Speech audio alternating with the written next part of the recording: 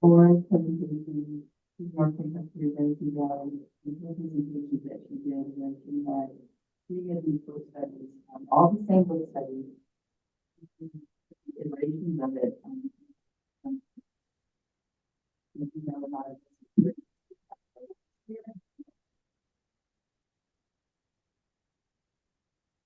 My goal today, my pleasure today was to follow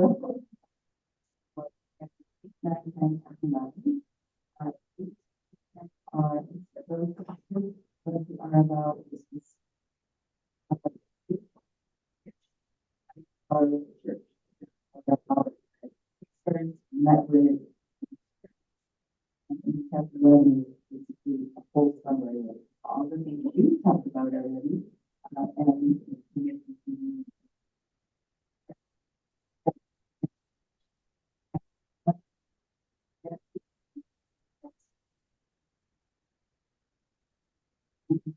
emerging churches, we can know about the found hope. So the first,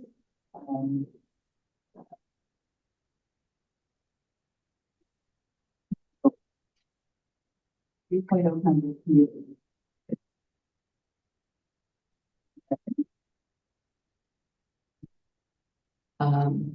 Just wait for these to,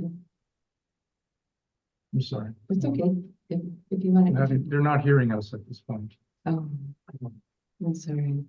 This is better now. Okay, now I got it. And if you could just move the chat over. I could. You can just drag it like No, I think, okay, the chat part. this part up here. Oh, No, yeah, you can just, you should be able to just drag it. Thank you. Thank you. All right. Thank you. So Reimagine is a postmodern community, not a church, serving the greater San Francisco area. And there we go. They're a faith-based nonprofit organization built to explore the details of Jesus's life are made manifest, how they are made manifest in our daily living. And they want to know that their impact serves the common good of their community. And it's based largely on storytelling. They reimagine, this group gathers and they ask 5 different people in each gathering to tell, oops, that me or? Mhm. Oh, huh, okay. Sorry about to tell their story as they see it, as it being informed by Jesus. So, and it's something they stress here is the simplicity and ease with which an individual recognizes and accepts the authenticity of another person's spiritual gifts will transform the nature and role of ministry in the postmodern church, which is a whole lot. But basically that everybody's story matters, that we are all in ministry in our lives, throughout our lives, not just here on church and Sundays. So it was founded by Mark Scandrett. They make a yearly vow, this group of people, as to how they will walk in their community as Jesus did. So they make a yearly vow, and their stories throughout the year describe how they are meeting and contributing to that decision that they made. They take note of the longings in the community, which focuses their prayer life for each month. So each month, not just everybody is everyone's individual story, but the general longings, the issues that are happening in the community, and that focuses that group's prayer for that month. So it's very intentional. It sounds like it's from what he's described, very intentional bits of prayer and your faith life. They don't take any offerings. They don't have a building. They gather in homes. They base their meetings on scripture. They have meals together, and they do a retreat twice a year. So again, this is just sort of a quick review of each of these types of congregations. So the next one is called The Mount. Yes, it is a postmodern community of faith in Salt Lake City. A balm for the bitter and the tired is how it's described in the book. And in between, so this kind of describes that shift from modern to postmodern. There are times when these communities feel conflicted, about what stays from Church Point 2.0 and what goes from 2.0. To some, it feels like the old, stale, painful ways of being church they left behind, while to others, it is less about a call to abandon the old as it is a challenge to repurpose the old and infuse it with new meaning. And frankly, I think we've heard that here in the last several weeks of that idea of sort of, what are we going to keep? What do we want to keep? What do we want to change? Where do we feel we're moving and where are we in that in-between space? And this is an intentional recreation intended to meet the needs of those who search for the sacred and divine and are not being met by the current model of the church. So again, just kind of an overview of that group. So that, as I said, and this will be in one of our videos that he describes a bit more about what that church does and his experience with that. And it is, it's, as we'll hear, it is a new church, so to speak, planted and supported by an existing Presbyterian church, but it's designed for a whole new demographic. So as we'll hear in the video, they are funded, they have space in the church, et cetera, but it's for a whole another group of people, not those who come on Sundays per se. Yeah, and how this looks and operates is in the video. All right, chapter 10. The Emergent Desert is the name of this third 3.0 community that he describes in the book. And these are children of the Creator seeking ways to experience something profoundly sacred, being fed and nurtured in a community that loves them where they are, and then doing what simple acts they can to make a difference in their world and in the lives of those who suffer unjustly. Which all sounds lovely. So this basically, it's a faith community. This again will be in the video where he goes into more examples and a bit more in depth about how they operate. It's founded by Joy Lynn Schroeder. It's in Arizona. And she had very painful experiences related to the church, and she left the church. A lot of emotional upheaval and guilt about things in her life versus the church's premise. So, but she could not fully escape the tug of the Spirit's calling to her. I really love that. The tug of the Spirit's calling to her. So she has no credentials, nor training or authorizations, but she opened up her home to others who want to experience something that enriched their spirits and fed them on their own journeys in faith. So again, very informal kinds of settings for some of these. For example, one of their mission and their actions is that one Friday night a month, they hand out quarters at the laundromat. Now, this is where she describes that her husband owns a microbrewery. And every year they have an annual fundraiser, and all the monies from that go to this mission. So people come into the laundromat, they don't have to pay. The folks from the Emergent Desert, they don't preach, they don't chit chat per se, but they're there and they're there to listen, and just that is their mission in their community surrounding them. And I will make one side note here. This is a personal note, so to speak. That this piece really spoke to me when I did the study in October with Susan Orr, because about a year ago, after reading Viola Davis's autobiography, Finding Me, I had emailed a possible Matthew 25 brainstorming thought about maybe having a part of our Matthew 10:25 commitment be a laundry mission. Has anyone read that book by Viola Davis? So it was very interesting. She grew up extremely, extremely poor, to the point where, in light of this laundromat business or thought, she didn't feel comfortable even going to school because her clothes were dirty or they smelled, and there was no way for them to do a sufficient amount of laundry and then wear the same thing the next day, and it was still wet. And so anyway, that at that point, that was something that had touched me. So I thought, hey, maybe, what if Doopsy has some washers and dryers? And what if we had a mission of something like Second Saturday soap, suds, and snacks? This is what I wrote to put in my email to folks, to the Justice Committee. where the community could come and wash their clothes for free and get a snack while their clothes washed and dried. Maybe have some simple games and coloring books for the kids, Wi-Fi for homework, etc. Or with a free laundry focus in mind, arrange with a laundromat in the downtown nearby area to do this and be there and pay for all of their laundry from 10 to 2 on a Saturday, something like that. So it was just interesting that this community has that as a mission. All right, on we go. Sorry about that. So those were just the quick reviews of those 3.0 churches that he described in his book. So last chapter from him is titled, "What then are we to say about these things that we've learned and that we've talked about over the last several weeks?" So postmodernity is not about your age, but your orientation. It sounds very much as if the church is in a paradigm shift between Christianity as a belief and Christianity as a way of life.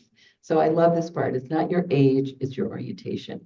You know, I think when I first started learning about this last October, I was thinking, oh gosh, you know, we don't have a lot of young kids, and is this something to launch with us? Well, you know, we have a lot of postmoderns, as we've heard and we know already, worshiping with us every week. The ideas that have bubbled up, the history that we've had, et cetera, et cetera. So yeah, churches have to think critically and carefully about adaptive changes that respond to current postmodern realities and finding the right balance between holding on to those things that matter and adapting new behaviors to meet the needs of postmoderns among us has been and will remain for some time a very difficult challenge.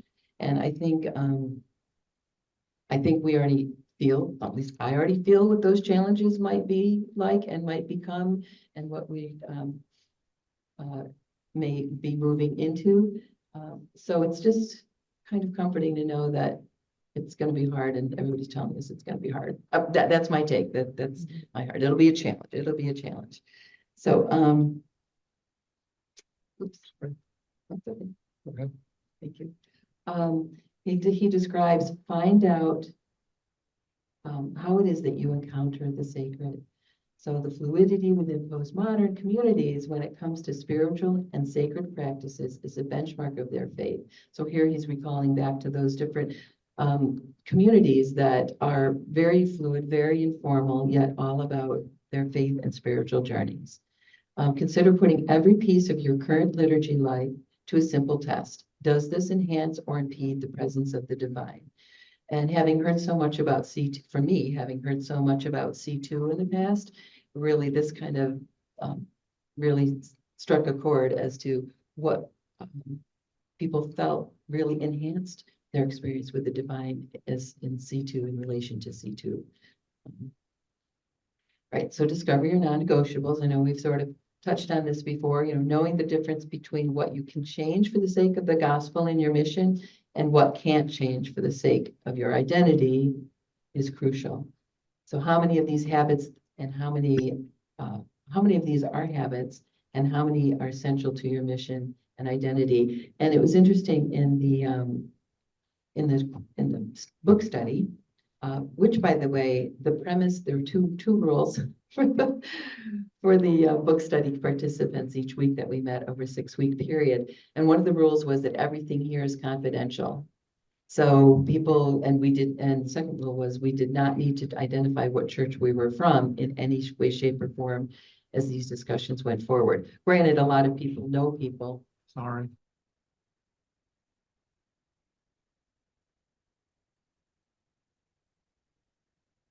We've lost sound. We've just lost sound. Got it. How's that? Testing? Is that better? Yes. Okay, thank you. Thanks, Bob, and all. And a lot of folks shared, well, you know, we always have this particular breakfast or this particular dinner, or this particular festival or this such and such and such. And it was interesting how most of the time, though they felt that those did contribute to their identity. But there were some folks that felt, you know, we really don't do this. There's always just 2 or 3 of us that are involved in launching and running this. So it was just kind of an interesting sharing in that in the book study as well. The people just kind of thinking back, reviewing what they do, why they do it. Okay. And interdependence, and we have talked about this here already, very much so. We should be cultivating partnerships and relationships between churches and other organic bodies who share their vision, their mission, and their core values. And interdependence is too crucial an aspect of our health, our vitality, our growth, and our mission to be left untended. And I know we already have talked about things like that. So again, just sort of wrapping up the book with so many of the things that I think we already do and that we are even birthing and moving forward with.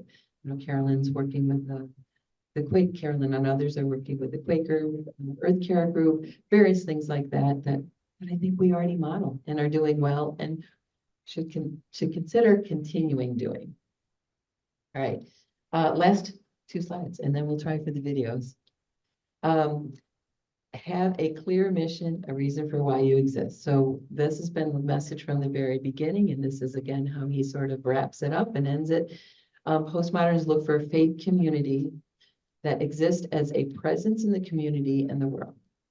Finding a mission that drives your collective passion and that every member is fully invested in is the smartest and most potent thing a church can invest its time and resources in. So this is no surprise. I know we've already talked about that and the importance of identifying and clearly articulating and then acting on and being the hands of the Lord in this church. All right. Last bit, and this is very encouraging to me. The Presbytery of Genesee Valley has several new, what they call new faith communities. These are a few of them here: Seekers, Companions of the Way, South's Fellowship, Pray and Play. Pray and Play. So Reverend Kevin Hershey is also pastor out at Union Church. Scottsville. In Scottsville, I think. Thank you. Deb Swift, who was our the pastor here for a bit, and as we know, South's Fellowship of Faith.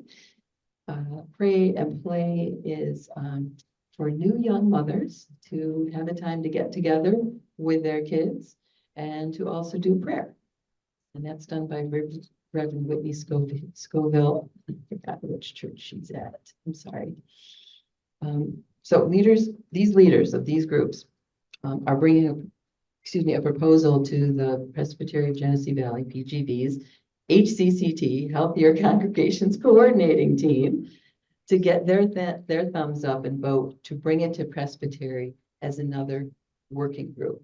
Now, I just briefly, part of the structure at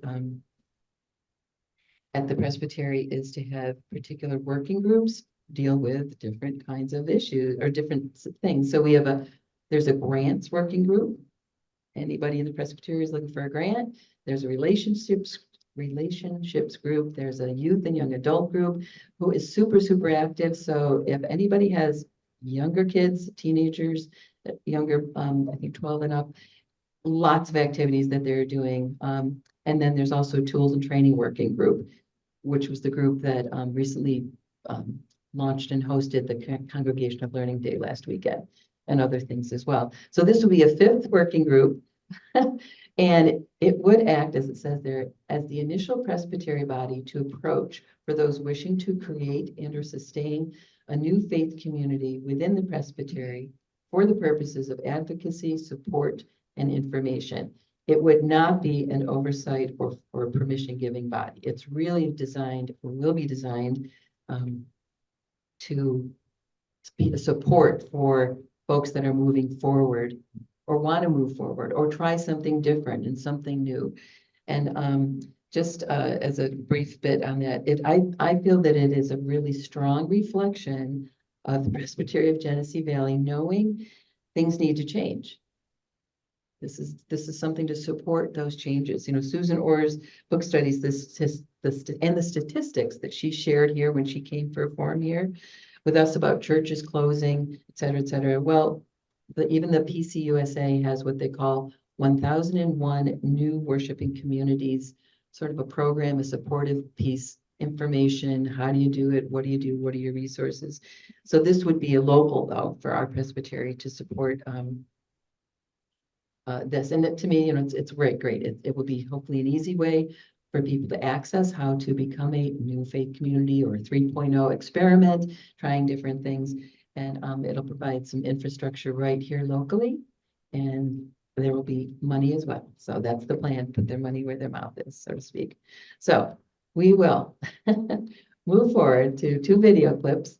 The first clip that John Dorahauer spoke about in the November presentation to the Presbytery was on the Mount. That's the one where the Presbyterian Church has sort of cradled another church for a whole different demographic. And then the second clip touches on the Emergent Desert group. And then we'll have questions and discussions. And again, we'll compile notes and share ideas. So. My question, John, is one of the things that was really helpful in the book for me, and our session did a study on it, and our session came sort of up with this question, was when you were talking in the book about your work with the church, and the church said, how do we become a 3.0 church? And you said, you can't. Yeah. But then they revisited the question to say, well, how do we support the 3.0 church? And you said that I can work with you on. So the question that our session came up with was, what does it look like in your experience for a 2.0 church to support the 3.0 church? So I'll try to be very specific here. One of the settings that I write about in the book is, in fact, a Presbyterian church in Salt Lake City, whose senior pastor led their congregation to fully embrace and fund the birthing of a postmodern emergent faith community, utilizing their sanctuary as usable space for the worshiping community, giving them permission to construct that space in ways that were meaningful to them and use it in that way, paying the pastor a full-time salary to birth this church, and saying to the pastor, you are in no way accountable to us. You do what that community has called you to do and what you hear God and the Holy Spirit calling you to do, and putting no strings attached to it. That's an example of what a 2.0 community can do to fully embrace the 3.0 community. Now, that's specific. I'm going to step back a bit and speak more broadly. It is my belief that as stewards of resources entrusted to us in what are, for many of us, churches declining in membership and whose future is unlikely to see the kind of growth that we have been used to in the past, not because we're doing anything wrong, but simply because it is not a marketable commodity in an environment where the vast majority of seekers and worshipers and faithful are going to be living in a meta-modern world. As stewards of those resources, I believe that we have to ask ourselves which of those resources we are being called upon by the Holy Spirit to entrust to an emerging 3.0 world. Whether or not it's like that Presbyterian church in Salt Lake City where you identify a pastor, actually hire that pastor, or whether it's you identify a congregation to become a partner to that congregation and help fund some of the things that they don't yet have the capacity to. Those are a couple of options. But I think as important as to any funding that we might do is shifting the way we think about the emergent faith communities. I started by saying that we tend to see them as the cause of our diminishment or a threat to our ongoing vitality. They're not. They're simply a faithful response to what is unfolding in the world around us that we have been largely resistant to or in denial of. And so one of the things that you can do to support them is simply see them not as threat, but as gift. See them as either teacher to you about how to become a 2.1, 2.2, 2.3, 2.4, 2.7 church, and adapt within the limits of your acceptability and adapt in ways that don't threaten your existence, but certainly see them as a gift and teacher. Shifting that mental, that theological understanding of an approach to emergent is so important.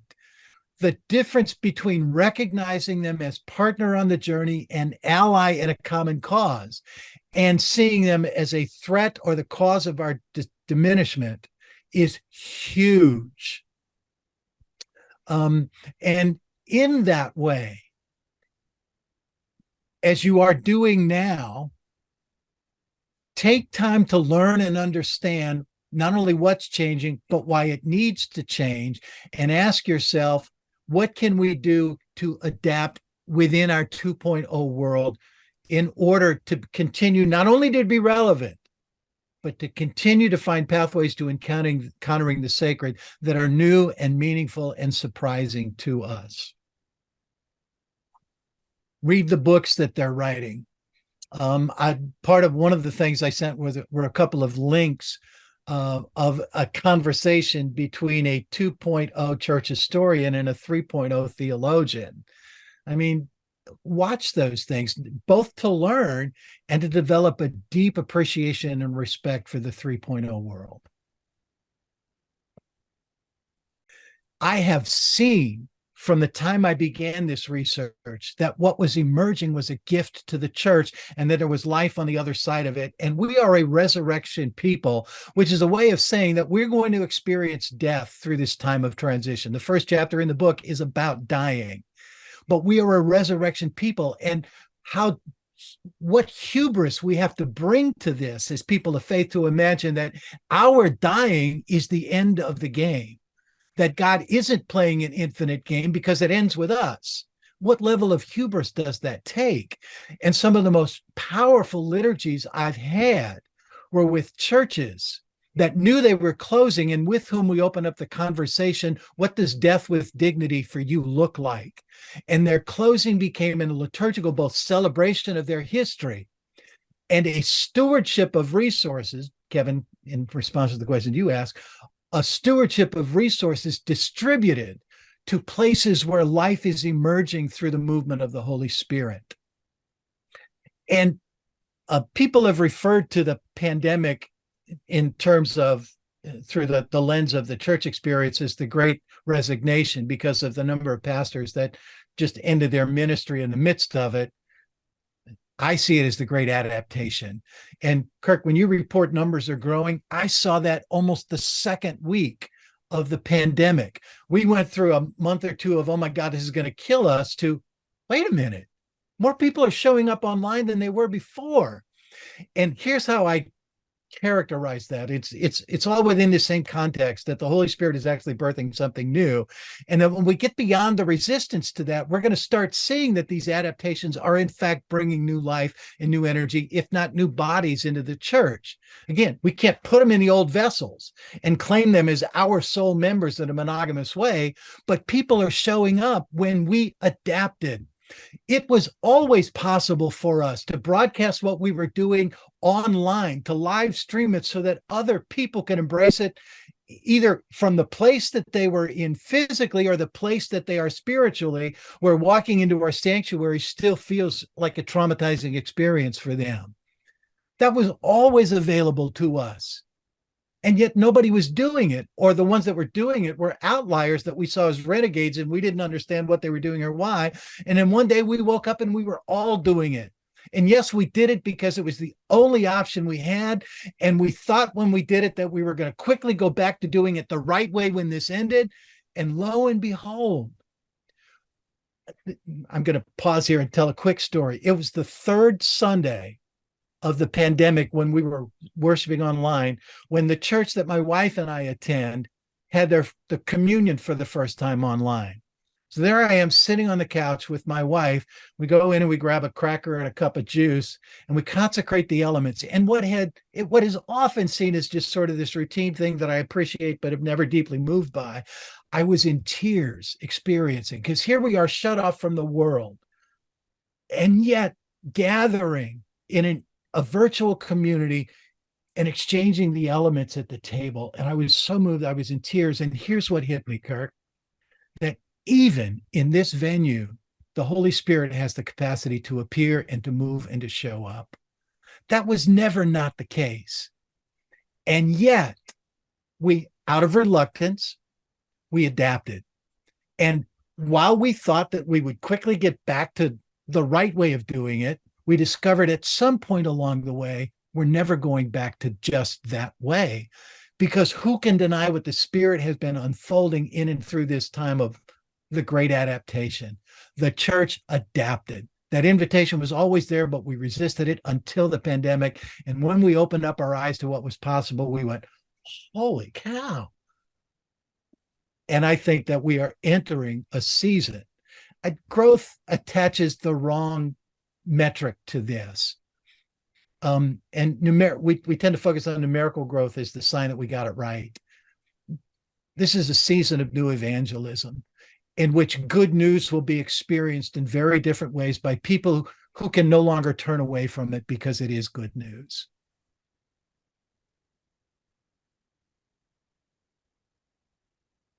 Yeah, come on up, Twilight.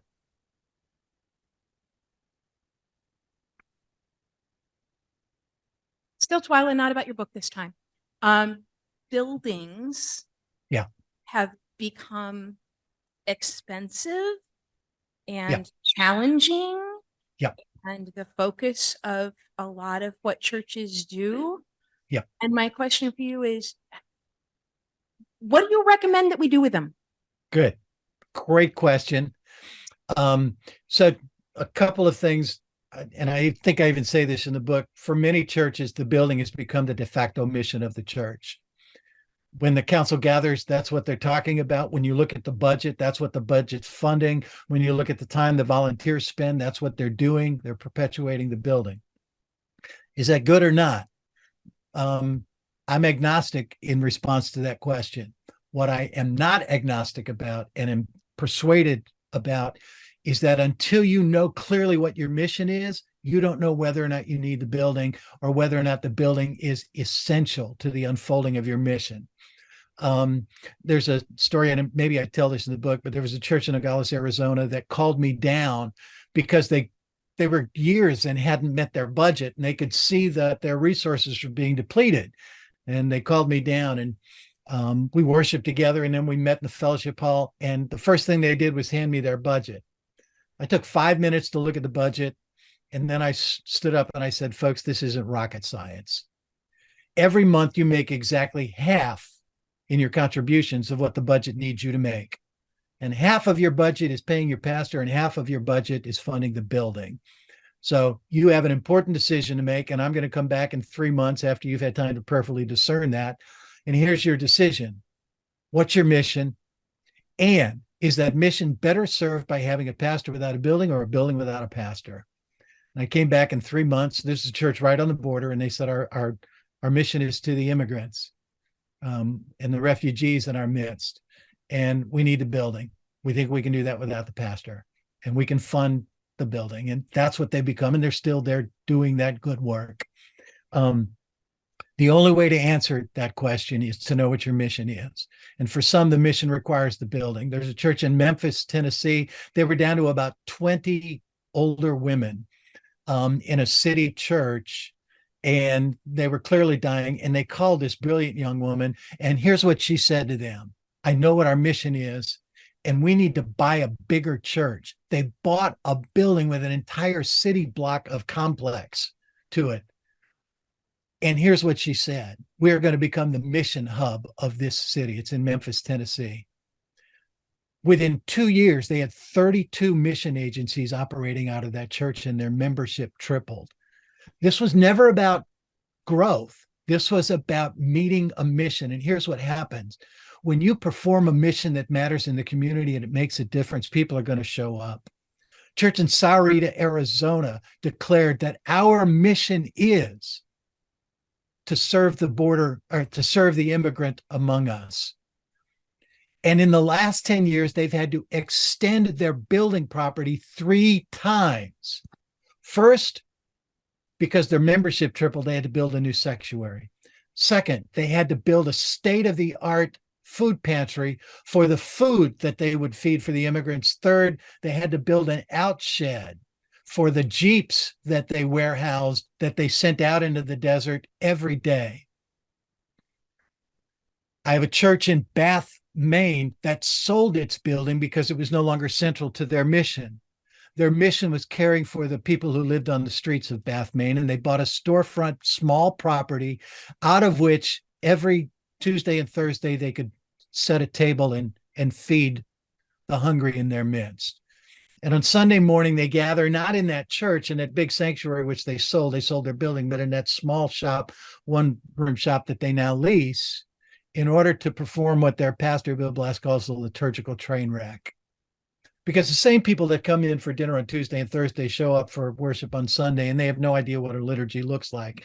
And they have no idea that when a pastor is in the middle of the sermon, they shouldn't interrupt her to share their thoughts. And so it becomes a liturgical train wreck.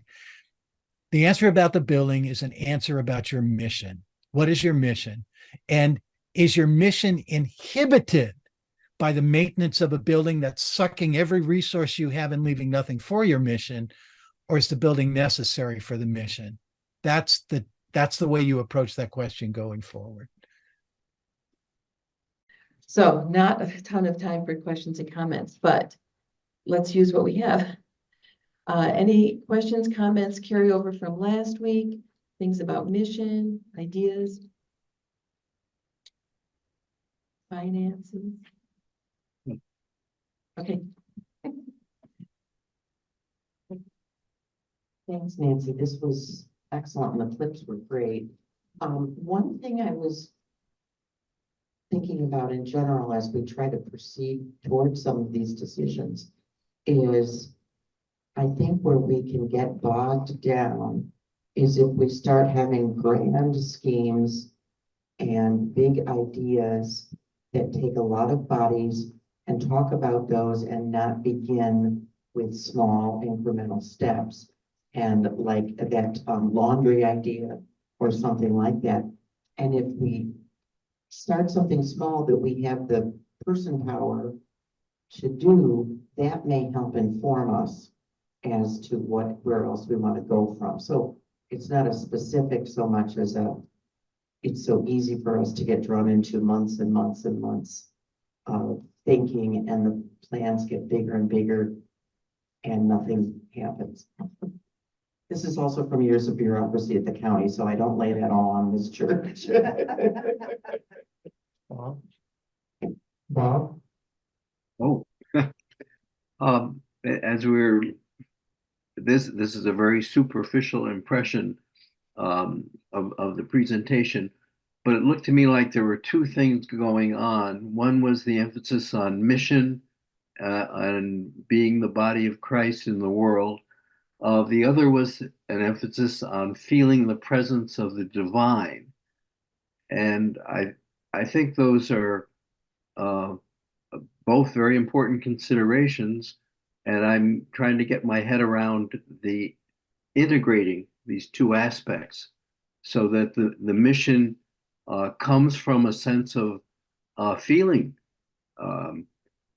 that you're acting in the presence of the divine, and not just simply as good Samaritans, but having feeling part of a larger cause, but also not neglecting. Yeah, I guess I better stop right there.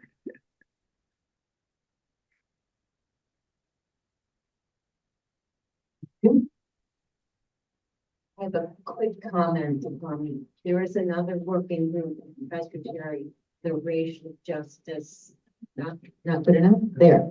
The racial justice, peace and advocacy group, of which I'm a part. And part of what we do is give the Matthew 25 grant money out. We look at different, basically grassroots organizations that need money and make a decision about whether or not they their projects are worthy. The other thing is the justice team met yesterday, and one of the things that we're thinking is we've got so many things we really care about, but we don't have the person power to address them all. And we need to focus on one thing or two things, but we can't do it all. And we need buy-in from the congregation. Yes, thank you. And sorry, the working groups I referred to were under the HCCT umbrella of Presbyterian. There's lots of umbrellas. I'm so sorry for you to. Yeah, I would definitely agree with that. And I know we've had some conversations too about commitment, you know. It seems that we will need a really good handle on what our congregation is willing to commit to. For example, with rain, I'm guessing that there were some really hard and specific discussions about what we were going to commit to besides just our building. You know, were we going to have people here overnight? Who could be overnight? Who was going to bring dinner and who would bring food and all those sorts of bits and pieces. So I don't know how that works, but that is going to be key, you know, for our path forward to have something, yeah, sustainable for the people power. Does anybody know how that was determined or how that was? I'm just curious. You know, where it was decided, okay, we're going to need 14 people if we're going to do this. Who were the 14 people? Yeah. Basically, it was a sign-up sheet. And people put their name on a list to, fulfill various responsibilities. You know, whether they're gonna bring food or whether they're gonna be overnight host or the evening host and so forth. It was pretty straightforward. It wasn't complicated. And I guess Session probably made the decision. We're just.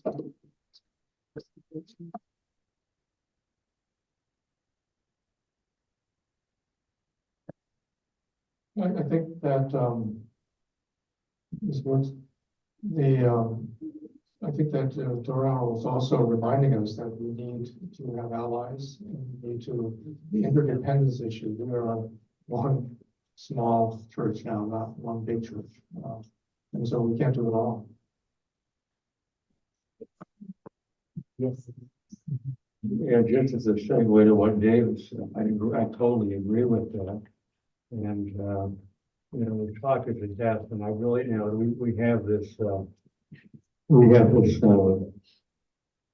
unknown still and amorphous population around us growing. We don't know who they are. We don't know what their interests are.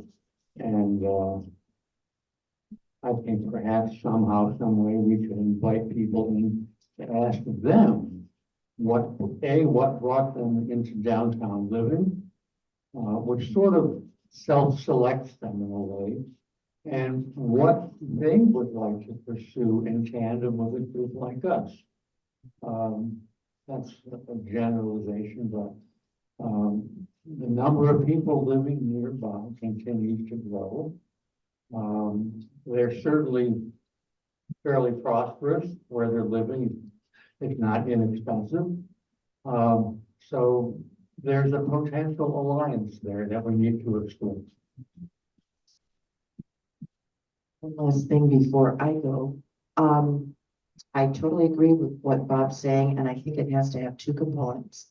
It has to have the invitation, but I don't think that will keep people coming just, oh, we might do this and we might do that. I kind of believe that if you do it, they will come. And that seems to be some of the message from Dorhauer, that these churches have grown after they have begun their mission, not planning their mission. So I think both elements are going to be critical. Our new stated supply minister lives within a quarter to a half mile of the church and may have a better sense of this neighborhood than any of us do. And so maybe that's something that we can pursue with him. Last bit from Sam, I think, and we'll have to close. I think it's sort of a beginning step. I like this concept is maybe having a monthly meal free meal for people that are in the church, as well as working to invite the neighborhood. And I don't know how we do that, but I know some people have talked about going around to some of these developments with posters and so on that indicate when we have these meals. And I think that might be a first step to attracting people, but also may not be our mission, but it would be helpful from a strategic point of view of getting the community of the church together.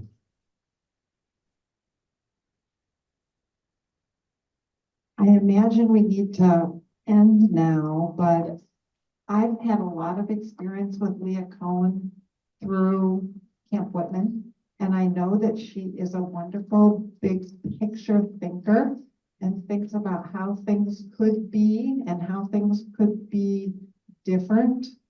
And I really think that she's going to have some wonderful things to share and to stimulate our thinking next week. So I hope all of you and your friends will return to hear and experience and share with Leah. Thank you. Again, sorry. How do we go? Thank you.